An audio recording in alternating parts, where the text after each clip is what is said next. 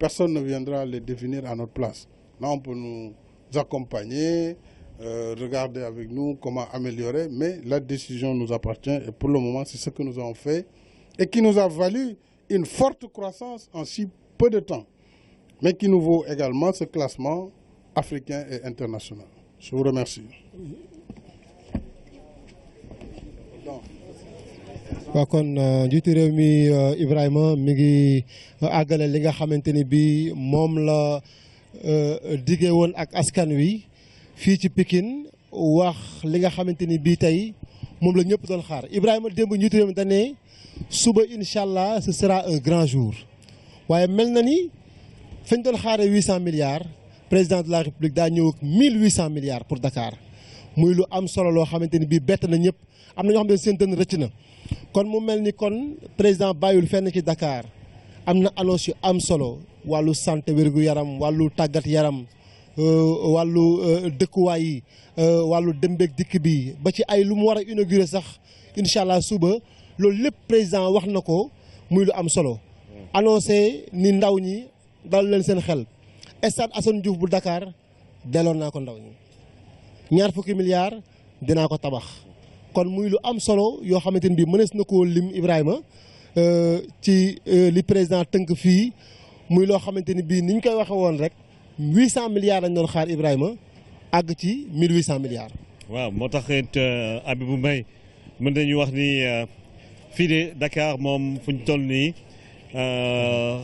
naka lañ koy wax si loolu moo raw gàddu gi ah. raw gàddu gi waaw moo raw gàddu gi. waaw mën nañu jàpp ni la ville de Rufisque, la ville de Pikine, de Guédiawaye et de Dakar, les 4 départements plutôt, aujourd'hui sont gâtés parce que le président de la République a justement décidé de mettre une enveloppe de 1800 milliards. Nous parlions de 823 hier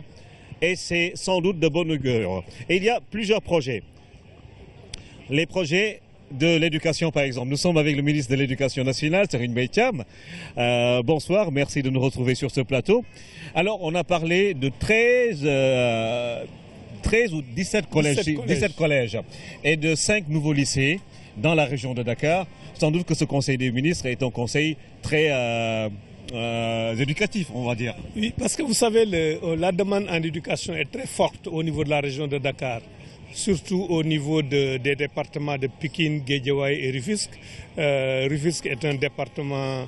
qui se développe beaucoup avec de nouvelles communes qui accueillent beaucoup d'habitants. Donc, dans le cadre de l'extension du réseau scolaire au niveau de la région de Dakar, le chef de l'État a conçu un projet qui s'appelle ADEM, Appui au développement de l'enseignement moyen au niveau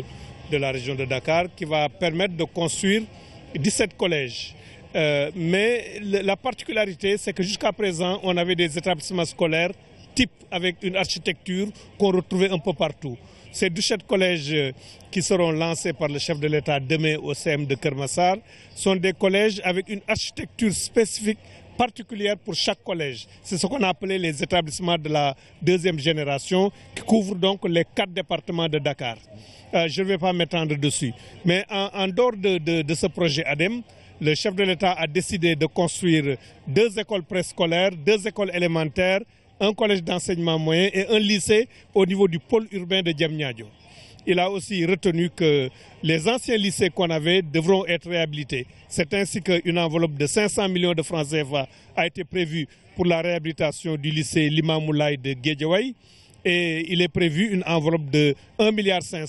pour réhabiliter les autres anciens lycées de la région de Dakar, comme le lycée Blaise Diagne, le lycée John Fitzgerald Kennedy, le lycée Abdoulaye Sadji et peut-être aussi le lycée de la Fosse.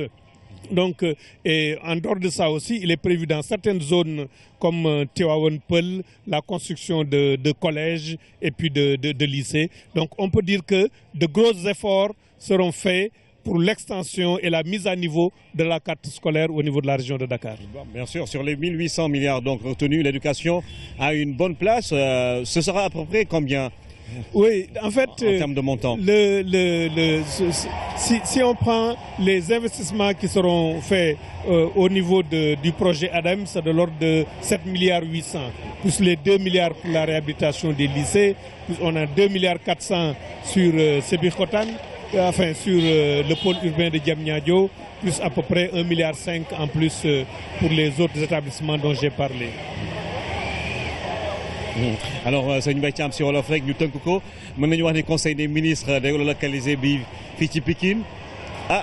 ñii di jàngale ak élèves yi war nañ si gis seen bopp. waaw gis nañ ci seen bopp ndaxte fii njàng mi dafa am solo surtout soo jëlee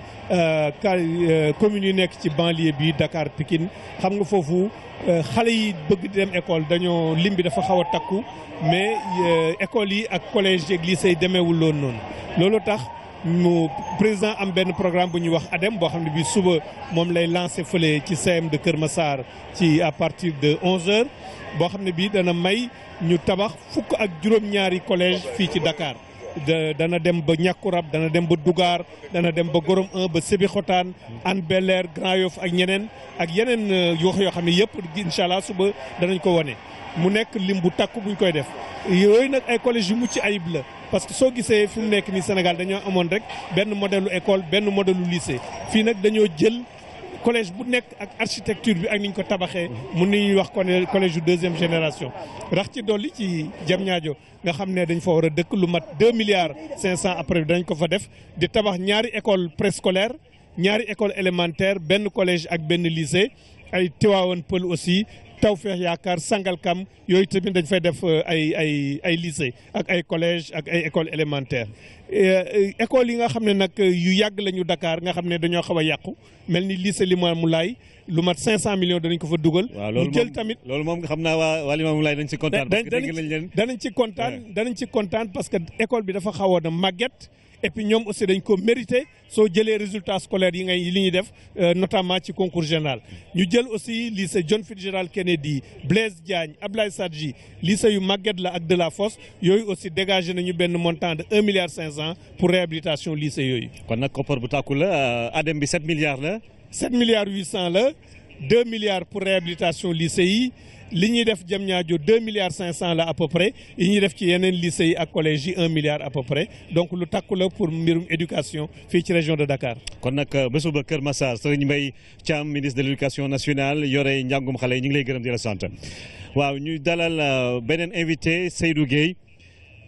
Gueye ministre porte-parole du gouvernement alors monsieur le ministre. C'est sans doute une agréable surprise pour Dakar. Hier, au Conseil interministériel, vous faisiez état de 823 milliards retenus et qu'on attendait l'arbitrage du chef de l'État sur les 350, 60, 70 milliards qui restaient pour les 823 milliards. Alors, qu'est-ce qui a justement joué pour que Dakar se retrouve avec 1800 milliards finalement? Merci beaucoup Ibrahima. Hier, quand on donnait l'état des conclusions du Conseil interministériel, il était question effectivement du programme prioritaire de développement de la région de Dakar avec des projections à plus de 800 milliards. Et on avait bien précisé que sur ces 800 milliards, près de 450, pratiquement 460, étaient déjà programmés dans le cadre du PTIP, le programme triennal d'investissement public 2016-2018. Il était question justement de soumettre à l'arbitrage du président de la République la différence qui se situait autour de 328 milliards. Mais hier également, vous n'avez pas manqué de retenir qu'il était question également de projets d'envergure nationale qui impactaient forcément le développement de la région de Dakar. C'est toute cette logique-là qui a conduit à une somme finale de 1800 milliards dont nous sommes à la recherche que de 132 milliards ou 126 milliards pour boucler le tout. Alors, beaucoup de choses ont été énumérées par le chef de gouvernement, assainissement, agriculture, éducation. Alors, au sein du Conseil des ministres, quels sont les secteurs prioritaires qui vont bénéficier le plus de cette enveloppe-là? Je crois qu'il a été question d'une démarche très équilibrée, puisque l'esprit du Conseil des ministres délocalisés,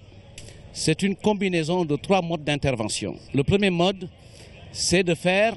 se rencontrer les forces vives de la région et le gouvernement pour envisager de façon concertée les projets qui vont tirer et conduire le développement de la région visitée. Une fois cette épreuve terminée, c'est le président de la République qui valide définitivement les montants à l'issue du Conseil des ministres. Mais également, ce format de gouvernance de proximité est complété également par des tournées économiques. Et ces tournées économiques permettent au président de la République de lancer des travaux, d'inaugurer des chantiers qui ont été lancés. Et dans le cas de la région de Dakar, il y est question de structures et d'infrastructures importantes telles que la section 3 de la VDN, telles que le pont de l'émergence et d'autres infrastructures qui vont nécessairement attirer de l'investissement privé puisque ça donne de la valeur ajoutée aux zones qui ont été ciblées et qui ont été bénéficiaires de cette offre infrastructurelle. Mais l'esprit dans lequel nous avons travaillé dans ce conseil, c'est de faire en sorte de mettre en œuvre une stratégie de financement et de mise à niveau des différents départements, dans la perspective de gommer les inégalités, tant du point de vue des différents départements qu'à l'intérieur des départements, entre les différentes communes qui sont dans ce département, mais c'est de faire en sorte que l'offre structurelle, infrastructurelle, ainsi projetée par le chef de l'État, puisse justement servir d'attraction et d'attractivité renforcée de la région de Dakar et de faire le relais avec le cœur de la capitale qui également bénéficie d'investissements projetés importants. Nous avons travaillé sur 2 paradigmes importants. D'abord, le couple inondation-assainissement pour définir l'importance des projets, mais nous avons travaillé également sur le couple pauvreté et chômage. C'est pour cette raison que des offres importantes ont été faites avec le DAC qui sera hébergé au niveau de Sangalkam, mais également les perspectives de soutien à la production à travers l'axe 1 du plan Sénégal émergent. Donc,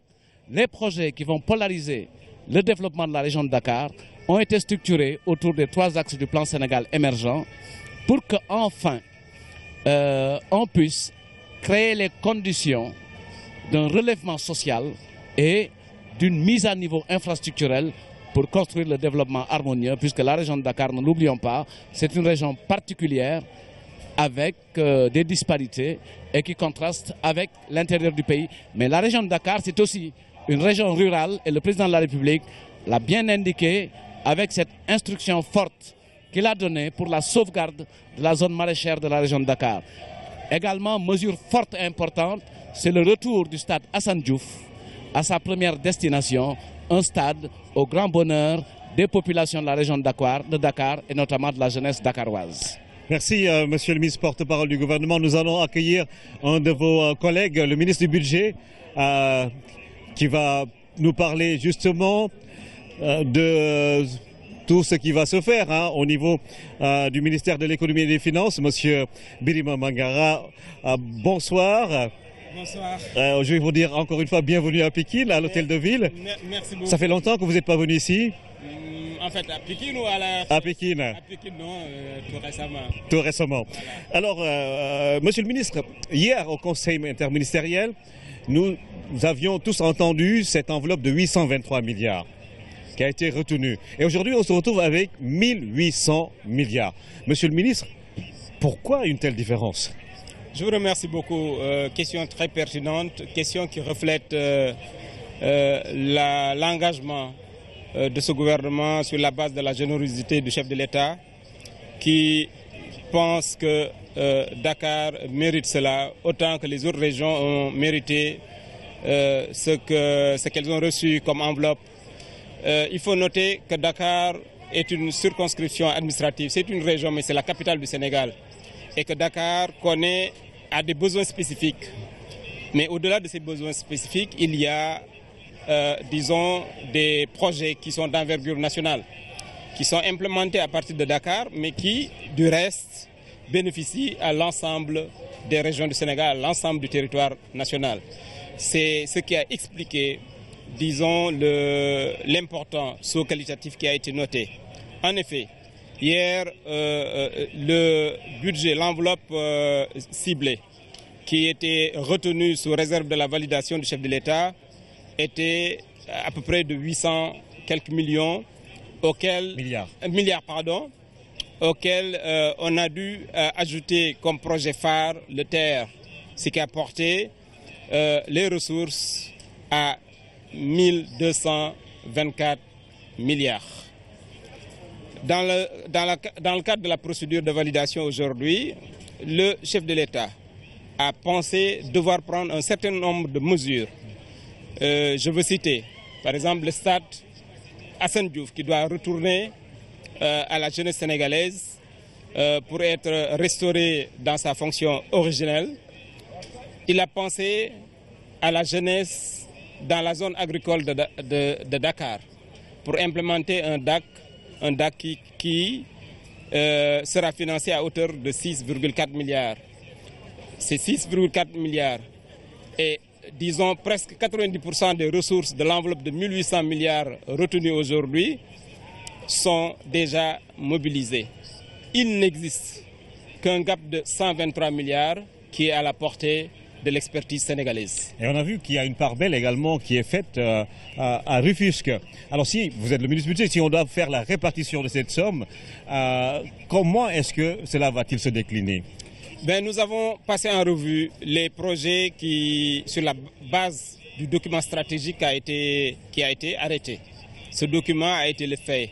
de l'agence régionale de Dakar qui a réuni l'ensemble des experts de nos services techniques, qui a également réuni les collectivités locales. Les collectivités locales, tout comme la collectivité territoriale qui est le département de Rufisque. Sur la base de ce document pilote, on a pu sérier les besoins de chaque département. Je parle au niveau de circonscription administrative. Et pour cela, on est aujourd'hui à l'aise pour répartir ces 1800. Parce que nous avons déjà repéré l'ensemble des projets par département ainsi que l'évaluation budgétaire. Donc, c'est chose aisée, cela va se faire très rapidement. Alors 1800 milliards, c'est une somme colossale pour Dakar. Est-ce que justement ça répond aux attentes des populations de la région? Est-ce qu'avec cet argent, Dakar va, comme on dit, changer de visage et devenir émergent? À mon humble avis, les populations doivent accueillir avec beaucoup de joie cette mesure. Parce que si on s'arrêtait aux conclusions des experts, on en serait aujourd'hui à peu près 1224. Il a fallu ajouter plus de 500 milliards pour que cette enveloppe puisse atteindre ce niveau. Mais cela correspond à la vision que le président de la République souhaite donner à Dakar. L'émergence, nous l'avons dans le cap de 2035, mais ça suppose qu'à chaque année, notamment qu'au niveau de chaque budget, que l'État puisse mettre des ressources qui permettent de réaliser pas à pas l'avancée vers l'émergence. Monsieur le ministre, tout ici au Lofrek, 823 milliards la ñu wax tey président ñëw ne 1800 milliards ba pare teg si ni ay 123 milliards moo des si koppar boobu nga xamante ne dañ koy jagleel Dakar si ñetti at yi di ñëw alors mbir boobu naka lay tëddee kan moo si am lii ak lan la si fas yéene def. waaw maa ngi leen di sant di leen gërëm loolu nga ci di bëgg a tontu ci laaj bi nga laaj démb 800 maanaam juróom-ñetti téeméer ak ñaar fukk ak ñett milliards la ñu mébatoon pour la région de Dakar moo xam ni dafay làmb département yëpp muy Rufisque Pikine Dakar Guédiawaye ci loola xam nga dañu départ ci benn xayma boo xam ni service bi ñuy wax agence régionale de développement ak collectivité locale yëpp ak experts yi ñoo àndoon tënk ko ni bu ngeen nu defalee nii sunu xol dina sedd guy li nu bëgg dinañ ko am sunuy aajo dina faju bi nu ñëwee tey xam ni loolu saa yu nu ko defee bu premier ministre ñëwee daf koy wax président ni ko liggéey bi démb nii la tëddee ci loolu le président am yéene yóbbu budget boobu ci 1800 maanaam junni ak juróom-ñetti téeméeri milliards ci sunu xaalis. loolu lu ko waral mooy ginnaaw li nit ñi laaj dafa fàttali ne am na projet yoo xam ni dañ ko féetale Dakar te réew mi yëpp bokk ko projet yooyu dañ ko war a boole pour wane ni am nañ yéene ci Dakar mais am nañ yéene aussi ci réew mi. yeneen projet mën naa ci tudd li ñuy wax le TER muy train express régional ak 14 gares yu ñuy construire xam nga moom mooy li nga xam ni moo nar a lëkkale aéroport ak Dakar ndax Dakar fi nu toll aéroport bu Diass fi nu toll Sénégal mi ngi toll ci 7 millions yi nit mais fii ak lu néew ci ay at fii ak 2025 Sénégal dina yegg ci 4 millions yi nit ñooña du ay oto rek ñoo leen mën a déplacer. maanaam population yi nekk ci Dakar. ñoo nar a yokkoo noonu. mu ni kon loola nan ko ci comptabiliser te xaalis bi yemb na. boo demee ci njàngale mi noonu yokk nañu université yi notamment ci Diamniadio boo xoolee ci commerce bi li naan marché d'intérêt national et la gare des gros porteurs boole nañ ko ci. loolu yëpp bu kenn ni Ndakaaru moomu ko bu kenn ni Sénégal moomu ko Sénégal la ko moom waaye Ndakaaru lañ koy defaree. donc looloo tax budget bi yokk foofu. ci mesure yu mu jël tim tëralin yi mu taxawal benn ngi ci boo xam ne mooy lu mel ni démb bi ñuy waxtaan stade Assane Diouf boole wuñ ko ci moom kat moo leen taxaw leen stade bi kat dama koy delloo jeunesse bi ndax ñoo ko moom nga xam ne stade bi dina mën a dem nekk la mu nekkoon waaye stade boo xam ne ñu ngi ko tàmbaloon tabax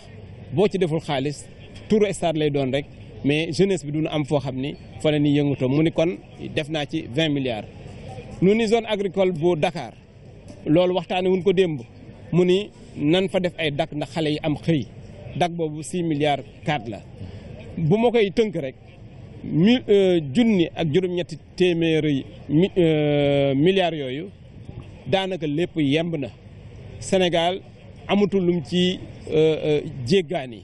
ndax lenn li budget bi taxawal na ko li ci des sunu partenaires yi signé nañ convention yi ñenn ñi tàmbali nañ décaissé bu ñuy xayma rek téeméer ak ñaar fukk ak ñett mooy li nga xam ne moom lañu war a wuti te incha allah xarañ gi nekk Sénégal ak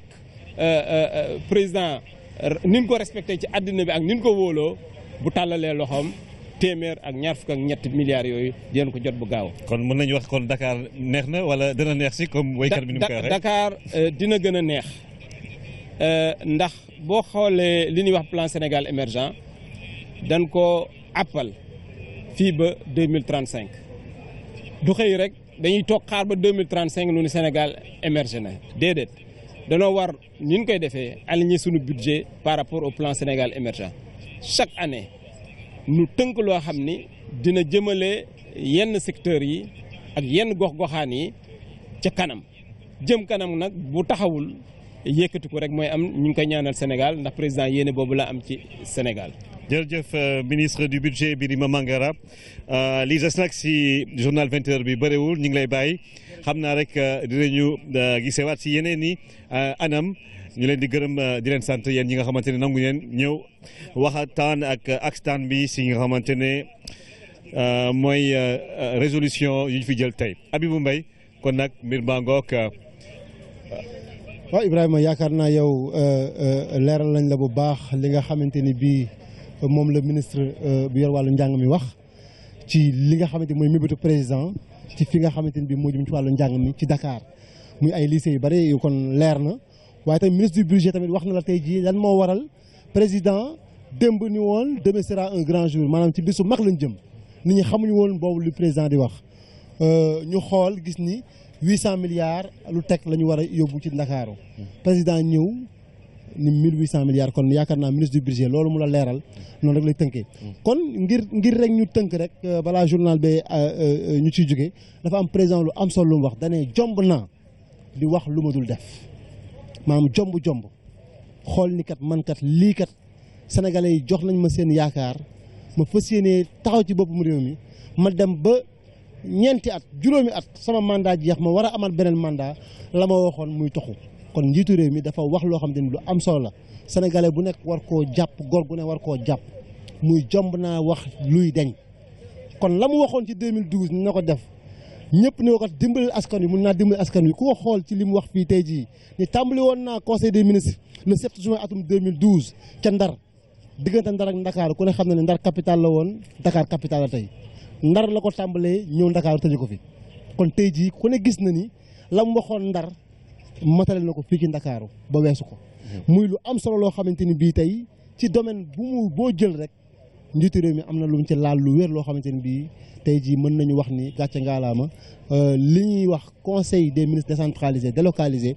ñu tàmbali ko ci région yëpp tey am na ci pourcentage yoo xamante ni fii ci Ndakaaru tey jii 53% yi dañ ko weesu ndax li nga wax train yi tali yi wàllu wér-gu-yaram école yi stade yi ñuy delloo stade Assane Diouf stade yi ñu war a defaraat ci wàllu tàggat yaram ak yeneen ak yeneen yoo xamante tey jii kenn ku ne gis na ni duñ ci mën a jaaraat ndax temps bi dafa xat waaye njiitu réew mi fenn fu ci nekk laal na ko laalin woo xamante ni bii wax dëgg yàlla ba ci Sangalkam sax nee nañ dakk yooyu def na xam nga ko ak yooyu ñuy def mu mbay moo domaine agricole communautaire sax am na ci Sangalkam luñ ci war a tàmbali muy lu am solo loo xamante ni bii kon tey poste de police yi wàllu kaaraange Ibrahima dafa am solo ci banlieue bi jooytu woon nañ ko waaye ay hôtel de police yoo xamante ni tey boo woon ministre de l'intérieur fi mu toog mën nañ ci wax ci lu bëree bëri kon quatre nouveaux hôtels de police yoo xam ne war nañ ko def fii ci banlieue bi ak 2 postes de police muy lu am solo loo xamante ni bii mu ni lan day fexe ba Rufisque rural bi nga xamante ni bii tey moom la ñuy wax Rufisque rural mu wax mu am ay caserne sapeur pompier lu am solo la loo xamante ni bii njiitu réew mi wax na ko tey jii ñu gis ko fii ci liggéey bi échangeur bi nga xamante ni bii defar nañ ko 7,3 milliards njiitu réew mi gis na askan wi li ñuy daj ci embouteillage ak ci bouchon boobu doon am foofu mun leen ni gaaw leen liggéey ko samedi naa ko inauguré gaa yi ngi liggéey guddi di liggéey bëccëg loolu dafa jaar askan wi xam ko muy échangeur bu am solo boo xamante ni kuy dem aéroport fa ngay jaar kuy dem Yoff Wakaam Ngor fa ngay jaar parcelle ak fu ne fa ngay jaar mu nekkoon as pont su ndaw soo xamante ni moo fa nekkoon nañ ko wax mu ñëw toj ko ni nañ ko defar mu nekk pont de l'émergence tey jii bu yàqali ko lool bu nee na bu samedi incha allah dina ko inauguré VDN bi ñu wax ci lu am solo ndax dafa am fu mu yemoon mu am fu mu ko àggale am lu muy tàmbale dina am lu mu inauguré ba pare am lu mu ca tàmbali kon muy lu am solo loo xamante ni bii njiitu réew mi wax nañ ko muy section 3 bu VDN bi yaakaar naa bu ñu koy tudd dina am solo digue de protection yi incha allah yaakaar naa suñu journal 20h am na invité boo xam ne bii nañ ko am mu jëm ci wàllu protection côtière maanaam Bargny ni mu mel xool Tëngéej Pape yow Ibrahima Tëngéej seen canal bi njiitu réew mi nee na man yaakaar naa Tëngéej dew ma fa waaye war nañ mën a jubilé war nañ mën a génn tey ji ci mbedd mi ni kat wax dëgg yàlla président li mu ñu defal ñu sant ko ci nañ tëj canal boobu nga xamante ni bii ku ne xam na ni Tëngéej